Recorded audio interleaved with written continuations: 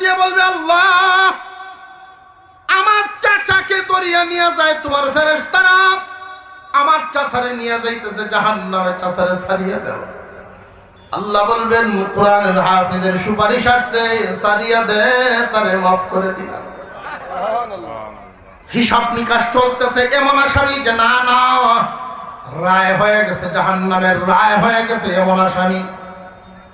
পরিবার পরিজন থেকে 10 জন 1 কোটি 2 কোটি 5 কোটি বছর জাহান্নামের সাজা ভুগবে।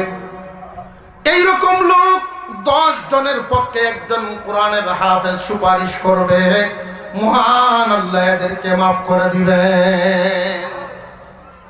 হাফেজ আলেমগণ সুপারিশ করতে থাকবে আর মাফ হইতে থাকবে। একদল মানুষ তাকায় দেখবে তাদের হাফেজ নাই, আলেমও নাই, তাদের বংশেই কোনো আলেম ওলামা নাই, বংশের মধ্যে কোনো আলেম নাই।